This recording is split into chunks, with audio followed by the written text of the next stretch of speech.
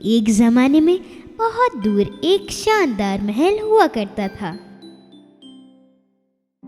उस महल में एक बहुत खूबसूरत महारानी रहती थी और उसकी ख्वाहिश थी कि उसके घर एक बहुत खूबसूरत सी बेटी पैदा हो। ठंड का मौसम था। रानी खिड़की के पास बैठ के कपड़े सी रही थी और अचानक महारानी की सुई चुभ गई। महारानी ने रुई से अपना खून साफ किया और उसी वक्त महारानी ने एक दुआ मांगी। मैं चाहती हूँ कि एक बेटी हो जिसका रंग बर्फ जैसा सफेद हो, जिसकी आंखें तारों की तरह चमकदार हो, जिसका दिल खुशियों से भरपूर हो। और एक दिन महारानी की दुआ कबूल हो गई। उनके घर एक प्यारी सी बेटी पैदा हुई। उन्होंने अपनी बेटी का नाम स्नो वाइट रखा।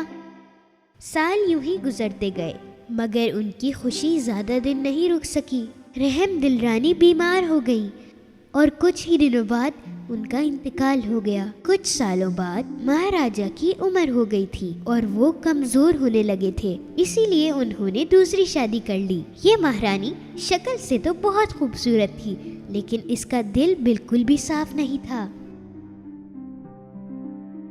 वो रोजाना अपने जादुई शीशे में देखती और उससे ये सवाल पूछती, शीशे, मुझे ये बताओ कि कौन है सबसे खूबसूरत?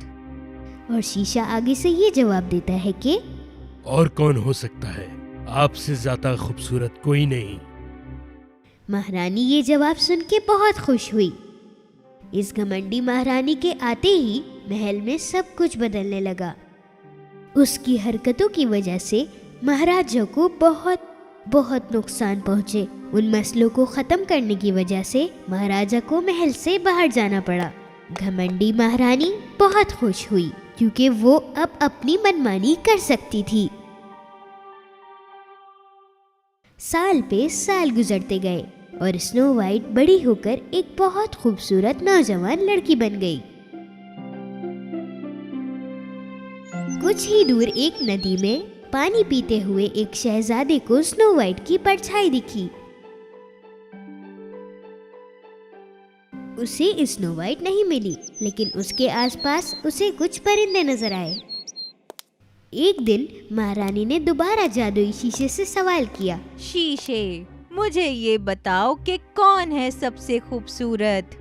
जादुई शीशे ने कहा, अरे अब मैं क्या बोलूं, लेकिन स्नो वाइट तुमसे बहुत ज्यादा खूबसूरत है।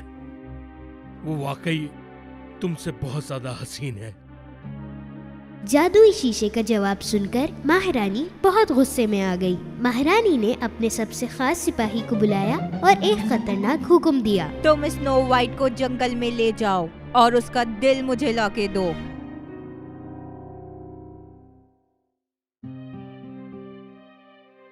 सिपाही स्नो वाइट को महारानी के पास लेके आए। आओ आओ स्नो वाइट, मुझे लगता है कि तुम महल में बोर हो गई होगी। जाओ जंगल में जाके थोड़ी ताजी हवा ले लो। मेरा खास शिकारी तुम्हारा ख्याल रखेगा। सिपाही स्नो वाइट को घने जंगल में लेके आए। सिपाही को वो करना था जो महारानी ने हुक्म दिया था।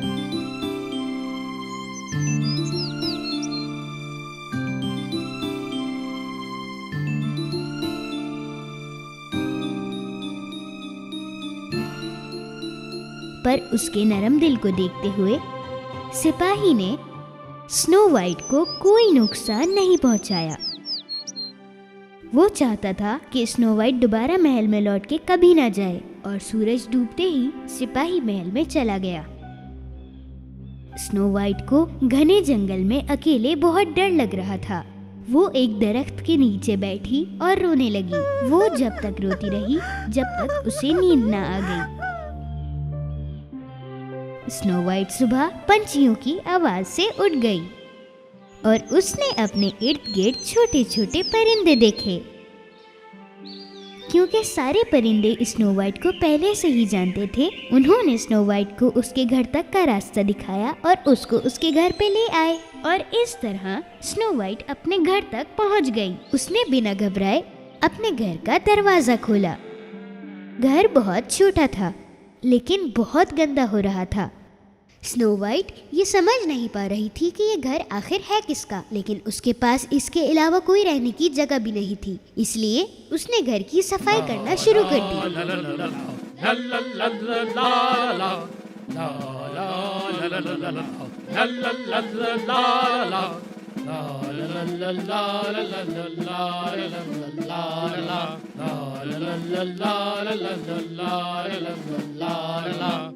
घर की सफाई करने के बाद स्नो वाइट ने छोटे छोटे बर्तनों में खाना बनाया और उसके बाद खाने को खाया। इस घर में बाकी चीज़ों की तरह बेड भी छोटे छोटे थे, लेकिन स्नो वाइट बहुत थकी हुई थी और स्नो वाइट को जहाँ जगह मिली वो वहाँ सोने के लिए लेट गई। उसने सोचा कि वो यहाँ महफूज है, तो वो 3 बेड को जोड़कर उन पर सो गई। शाम को जिन बोनों का ये घर था, काम करके जब वापसी आए, उन्हें ये देख के बहुत खुशी हुई कि घर बहुत साफ था और मजेदार खाने की खुशबू भी आ रही थी। एक एक करके सब खाना देखने के लिए आ रहे थे। आदत से मजबूर एक बोने ने थोड़ा खाना गिरा दिया और दूसरा बोना सोच रहा था कि यहाँ हो क्या रहा है।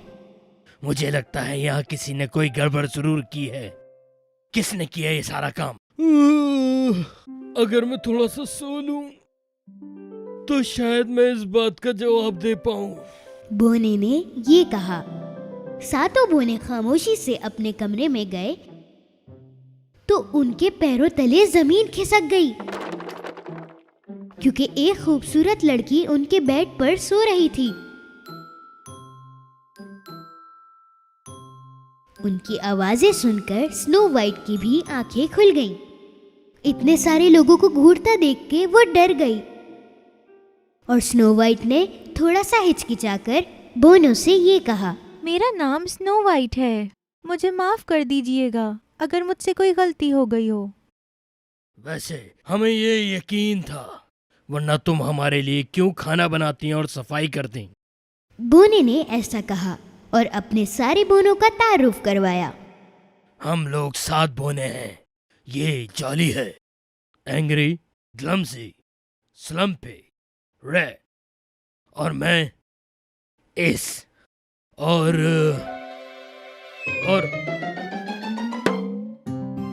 ये है लेजी।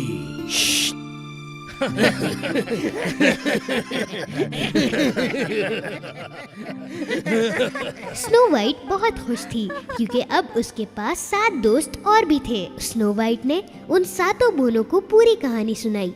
बोनों को कहानी सुनकर बहुत दुख हुआ। उन्होंने उसको अपने साथ रहने का कहा और स्नो वाइट मान गई और हमेशा उनके साथ उनकी मदद करने लगी। उनके दिन बहुत अच्छे गुजर रहे थे, मगर ये मौज मस्ती ज्यादा दिन नहीं चलने वाली थी।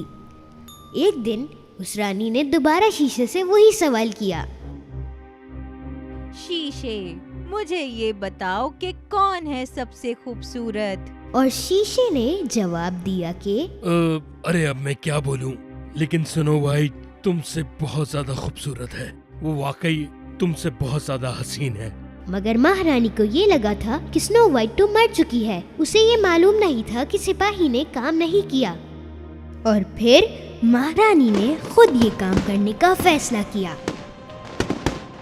एक और खुशी से भरी सुबह थी। 7 बोनों के घर। स्नो वाइट एक किस देकर 7 बोनों को उनके काम पर भेज रही थी। उनमें से एक बोने ने सारी वार्निंग्स दोबारा बताई। हमारे उसूलों को भूलना नहीं। अगर कोई अजनबी दरवाजे पे आए और कोई घर पे ना हो तो दरवाजा मत खोलना। अच्छा ठीक है एस, पर तुम लोग ज्यादा देर ना करना। जब स्नो वाइट रात के लिए खाना बना रही थी तो अचानक से दरवाजा खटखटाने की आवाज आई। कौन है? एस, क्या तुम लोग आए हो? बाहर से एक बूढ़ी औरत की आवाज आई। मैं तुम्हें कोई नुकसान नहीं पहुंचाना चाहती, दरवाजा खोल दो। स्नो वाइट ने बीप होल में से एक बूढ़ी औरत को देखा। उसने सोचा ये मेरा क्या नुकसान करेगी भला, और उसने दरवाजा खोल दिया। आओ मेरी प्यारी बच्ची, मैं बूढ़ी औरत यहाँ से जा रही थी। अगर तुम मुझे एक प्याली सूप दे दो तो मैं तुम्हें बहुत दुआएं दूंगी। स्नो वाइट बूढ़ी औरत को अंदर ले गई और उसे एक कप सूप दिया।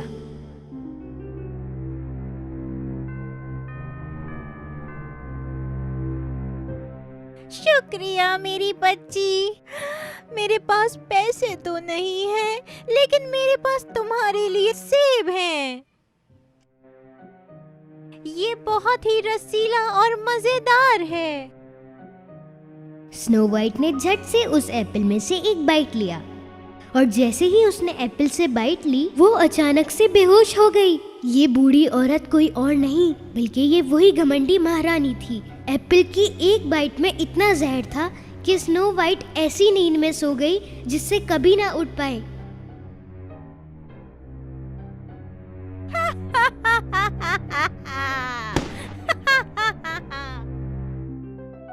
जब सातों बोने घर आए तो उन्होंने स्नो वाइट को जमीन पर गिरे हुए देखा।